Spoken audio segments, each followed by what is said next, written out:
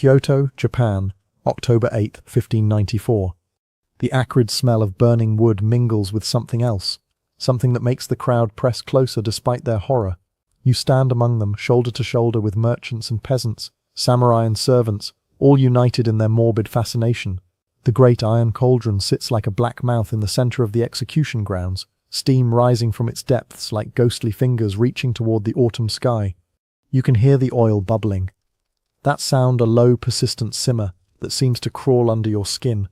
The executioner's assistants feed the fire beneath, and with each fresh log, the flames dance higher, casting flickering shadows across the faces of the condemned. Two figures kneel before the cauldron, bound and guarded. A man, broad-shouldered despite his restraints, his dark hair matted with sweat and dirt, and beside him a child, perhaps 7 years old, his small body trembling, not from cold, but from a terror so profound it radiates from him like heat from the boiling oil. The man is Ishikawa Goemon. The child is his son. In moments they will both be lowered into that cauldron of death, and you will witness something that will haunt you for the rest of your days. A father's love transformed into both salvation and damnation, a final act of defiance that will echo through the centuries. But to understand this moment, you must first understand the man whose life led to this horrific end. You must step back into the shadows of a Japan torn apart by war, where honor and survival danced together on the edge of a sword, and where legends were born from the ashes of a burning world. Before diving into these forgotten stories of survival and suffering, if you enjoy learning about the hidden truths of history, consider hitting that like button and subscribing for more content like this. And please comment below to let me know where you're listening from. I find it incredible that we're exploring these ancient stories together from different parts of the world, connected across time and space by our shared curiosity about the past. The year is 1558, and Japan bleeds. The Sengoku period, the age of warring states, has turned the country into a battlefield where warlords fight for territory, power, and the dream of unification. It's into this chaos that a child is born, a child who will grow up to become either the greatest thief in Japanese history or its most beloved folk hero, depending on who tells the story.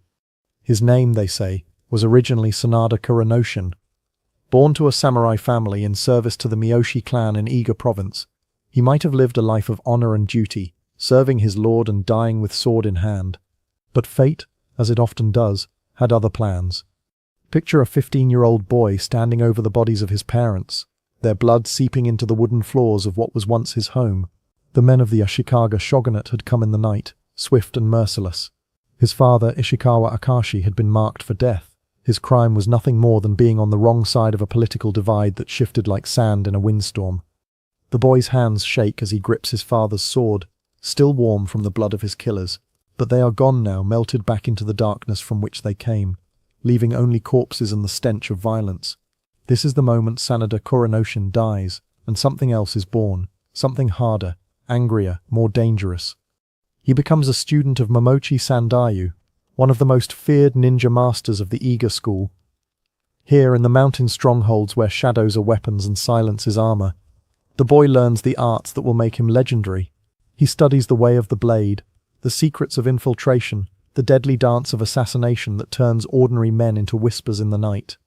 But even in this world of discipline and death, his heart betrays him. They say he fell in love with one of his master's concubines, a woman whose name history has forgotten, but whose beauty must have been worth dying for. When Momochi Sandayu discovers the affair, there can be only one response: exile or death. The boy chooses exile, but not before stealing something precious from his master, a sword of legendary craftsmanship, a blade that seems to sing with its own inner light. It's a theft that will haunt him, a crime that brands him as a nuken, a runaway ninja, a man without honor or home. And so Sanada Kuronoshin disappears into the mists of history, and from those mists emerges Ishikawa Goemon, a name that will become synonymous with both terror and hope, depending on whether you counted yourself among the rich or the poor. The Kansai region in the late 16th century is a place where wealth flows like water to those who know how to channel it. While the peasants scrape by on whatever trickles down from their betters, the merchant class grows fat on trade, the samurai lords accumulate treasures like dragons hoarding gold, and the Buddhist temples become repositories of riches that would make emperors weep with envy. Into this world of extreme inequality comes Ishikawa Goemon, and he brings with him a different kind of justice. Imagine the scene: A moonless night in 1580, and the mansion of a wealthy merchant in Osaka lies silent under the stars. The guards patrol their routes with the lazy confidence of men who have never faced real danger. Inside, the merchant sleeps peacefully, surrounded by silk and gold, his dreams filled with profit margins and expanding trade routes. He doesn't hear the soft footsteps on his roof. He doesn't see the shadow that detaches itself from the darkness and flows through his window like liquid night.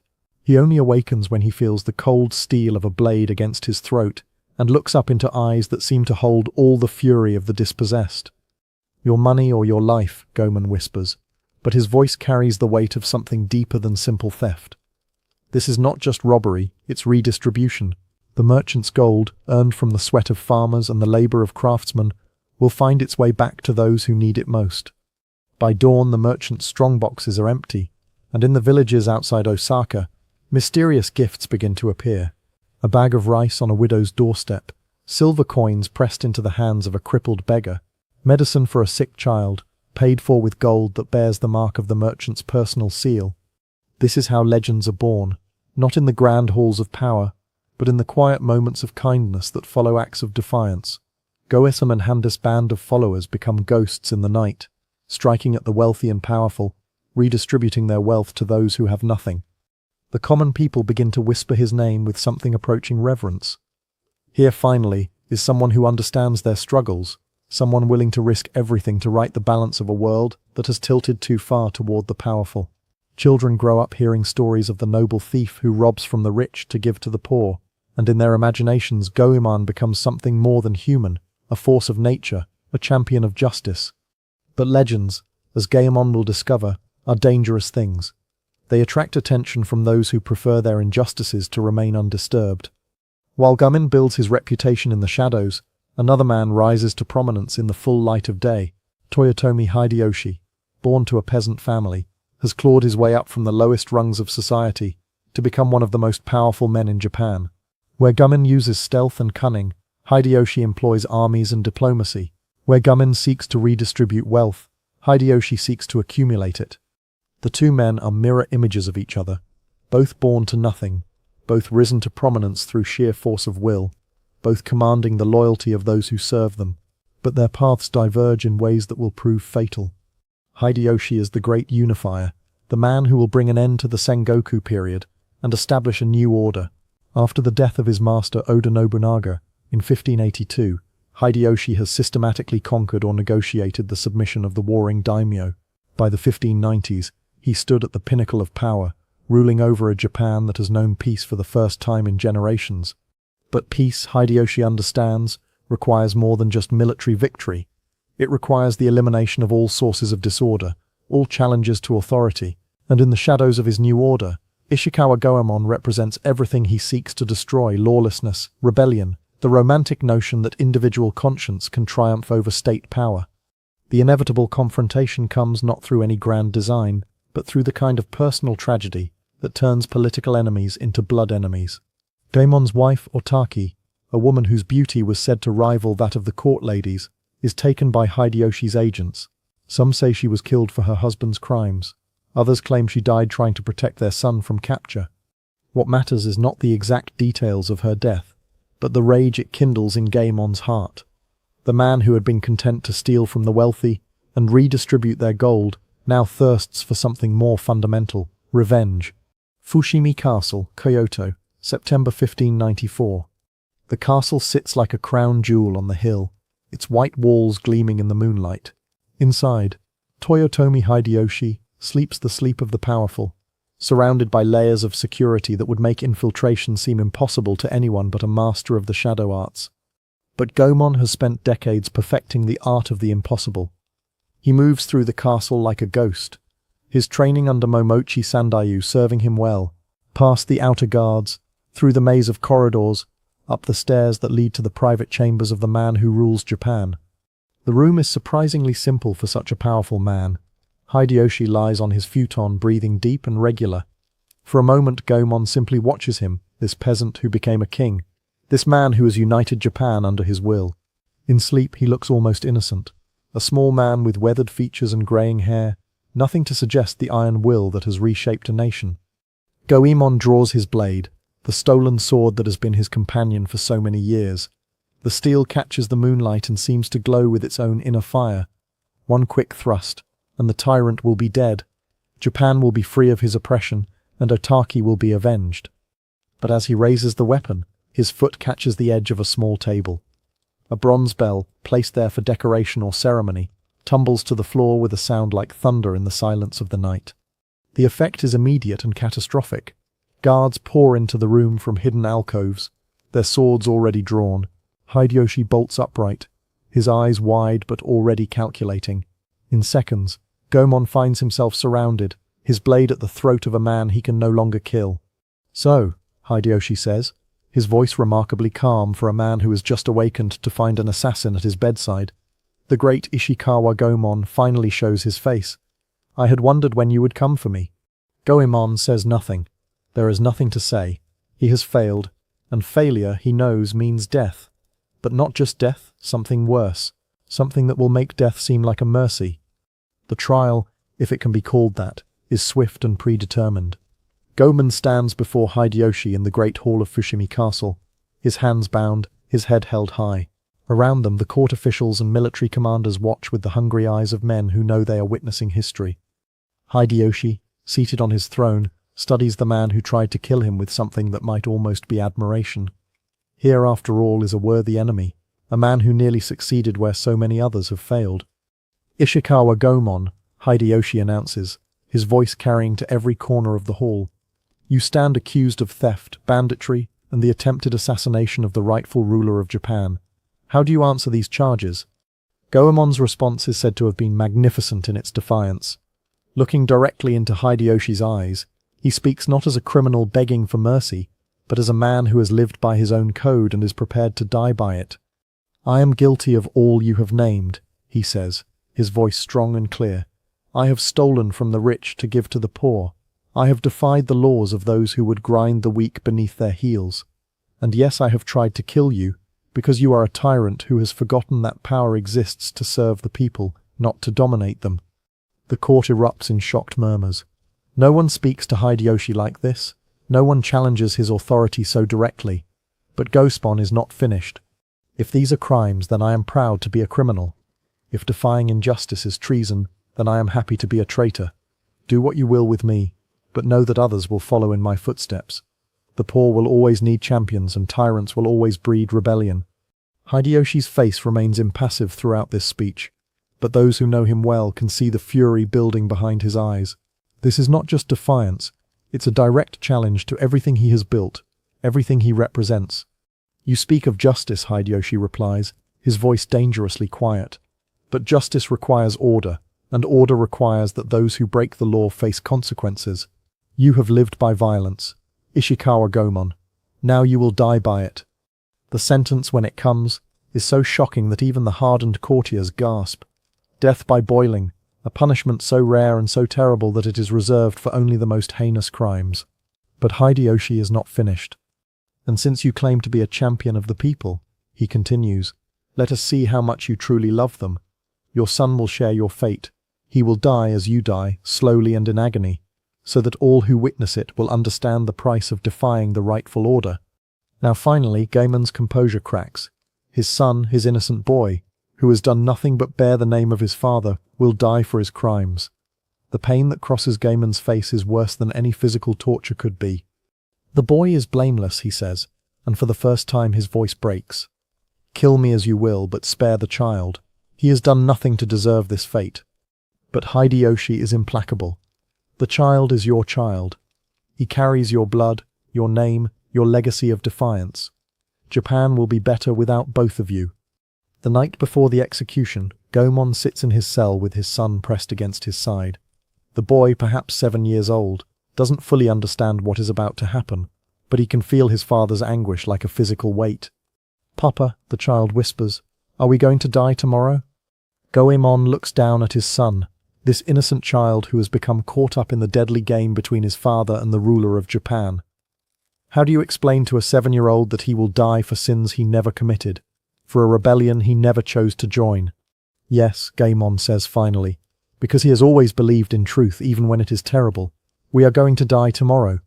The boy is quiet for a long moment, processing this information with the strange calm that children sometimes show in the face of incomprehensible disaster. "Will it hurt?" he asks. Goemon closes his eyes, fighting back tears. "Yes," he says again, "it will hurt. Will you be with me?" "Yes," Goemon promises, pulling his son closer. "I will be with you. I will hold you, and I will not let go, no matter what happens." The boy nods, seemingly satisfied with this answer. In his child's mind, perhaps, death is not so frightening if his father is there to face it with him. Goemon spends the rest of the night composing his death poem, a tradition that allows condemned men to leave behind some final statement of their philosophy or beliefs. His poem, when it is finished, is both a confession and a prophecy. Though you may boil a thief's body, you cannot boil away his spirit. Thieves will always exist, as long as there are rich and poor. It is a poem that speaks not just to his own fate, but to the eternal struggle between the powerful and the powerless, the rich and the poor, the rulers and the ruled. In death, Goemon sees himself as part of something larger, a force that cannot be destroyed by any punishment, no matter how terrible. October 8, 1594. Nanzenji Temple, Kyoto. Dawn comes too quickly, and not quickly enough. The execution ground is already crowded with spectators, merchants and peasants, samurai and monks, all drawn by the terrible fascination of witnessing something unprecedented. Death by boiling has been reserved for the most heinous crimes, and most of those present have never seen it performed. The great iron cauldron sits in the center of the cleared space, its black surface gleaming dully in the morning sun. Steam rises from its depths, and the smell of heated oil fills the air. The fire beneath has been burning since before dawn, and the oil inside is now at a temperature that would kill a man in moments. Goemon and his son are brought forward in chains. The boy stays close to his father's side, his small hand clutching at Goemon's robes. The crowd presses closer, their voices a low murmur of anticipation and horror.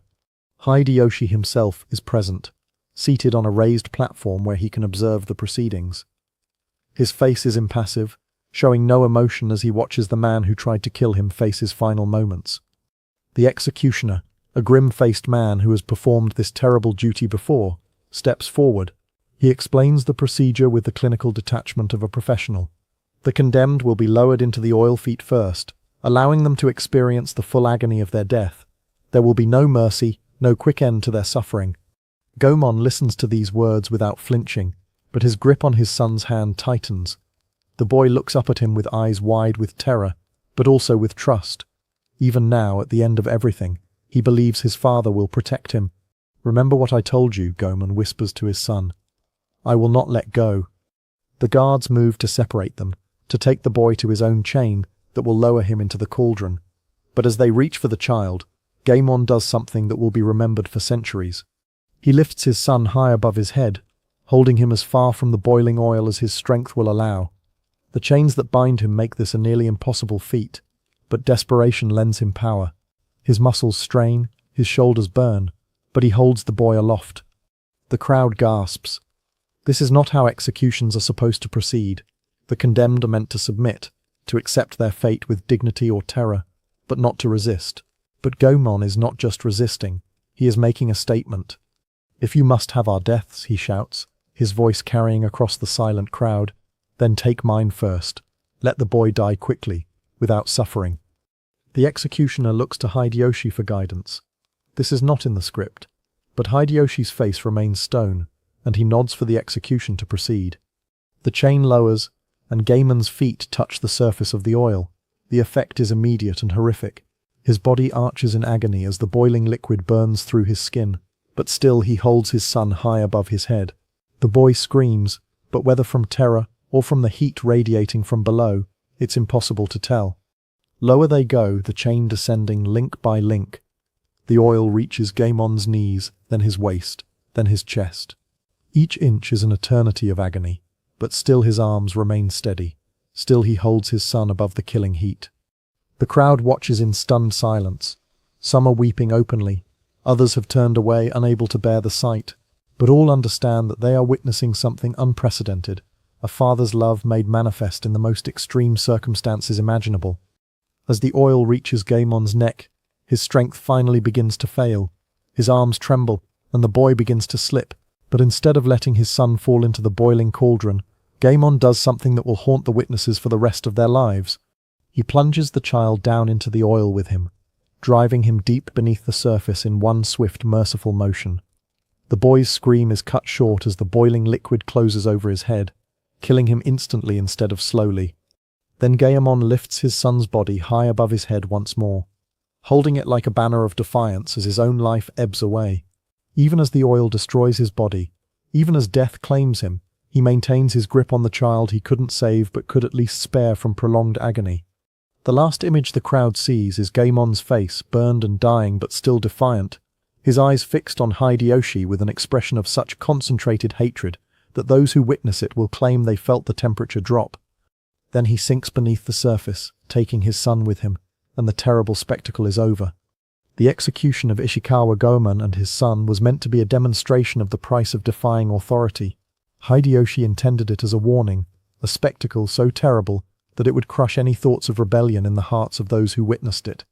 Instead, it became something else entirely, the image of a father sacrificing everything to protect his child, even in the face of death, resonated with the common people in ways that Hideyoshi never anticipated. Far from destroying Gaemon's legacy, the execution transformed him from a notorious bandit into a folk hero of mythic proportions. The story spread across Japan like wildfire, growing in the telling. Goemon became not just a man but a symbol, the embodiment of resistance to tyranny, of love for family, of the eternal struggle between the powerful and the powerless. His death poem, smuggled out of his prison cell, became a kind of anthem for the dispossessed. In the years that followed, other thieves and rebels would claim his name, carrying on his legacy of stealing from the rich to give to the poor. The authorities would capture and execute these pretenders, but it didn't matter. The idea of Gaemon had become more powerful than the man himself. The large iron bathtub came to be called a Goemon Buro in his honor, a darkly ironic tribute that transformed the instrument of his death into a symbol of cleansing and renewal. Every time someone took a hot bath, they would remember the man who died in boiling oil for the crime of loving justice more than life. Kabuki theaters would immortalize his story in plays that drew crowds for centuries. Artists would paint him as a hero of superhuman strength, capable of feats that no mortal man could achieve. Writers would craft novels about his adventures, each more fantastical than the last. But perhaps the most enduring legacy of Ishikawa Goemon is the question his life and death pose. In a world where power is concentrated in the hands of the few, where the rich grow richer while the poor struggle to survive, what is the proper response? Is it submission to authority, or is it rebellion in the name of justice? Goemon chose rebellion, and it cost him everything. Yet in losing his life he gained something that Hideyoshi, for all his power, could never possess: immortality in the hearts and minds of the people. 4 centuries have passed since Ishikawa Goemon and his son died in that boiling cauldron, but the questions their deaths raise remain as relevant today as they were in 1594. The world has changed beyond recognition. We have technologies that would seem like magic to the people of the Sengoku period, governments that claim to represent the will of the people, systems of law that promise justice for all. Yet the fundamental inequalities that drove Goemon to rebellion persist. The rich still grow richer while the poor struggle to survive. Powerful people still escape consequences for their actions, while the powerless suffer for crimes they didn't commit. The machinery of oppression has become more sophisticated, but it has not disappeared. And so the legend of Goemon endures, not as a historical curiosity, but as a living challenge. He reminds us that there are times when the laws of the state conflict with the laws of conscience, when the demands of justice require us to risk everything we hold dear. He also reminds us of the terrible price such choices extract. Goemon's rebellion cost him his life, his family, and any chance of seeing the world he fought to create. His son died for his father's choices, an innocent victim of a war he never chose to join. The image of that final moment, a father holding his dying son above his head, defying his executioners even as his own life slipped away, remains one of the most powerful symbols of both love and loss in human history.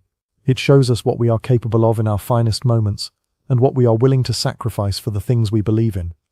In the end, perhaps that is the true legacy of Ishikawa Goemon. Not the theft or the rebellion, but the reminder that there are things in this world worth dying for, and that the greatest tragedies often arise from the collision between love and justice, between the desire to protect those we care about and the need to fight for what is right. The man who was boiled alive with his son became something more than a historical figure. He became a mirror in which we can see our own souls, and a question that each generation must answer for itself. When faced with injustice, will we submit or will we resist? And if we choose resistance, are we prepared to pay the price? The iron cauldron has long since cooled, but the fire that drove Ishikawa Goemon to his death burns on, waiting for the next person brave enough or foolish enough to pick up the banner he left behind. In the quiet moments after midnight, when the world is still and the powerful sleep peacefully in their beds, some say you can still hear the echo of a father's love, ringing out across the centuries, defiant, unbroken, eternal.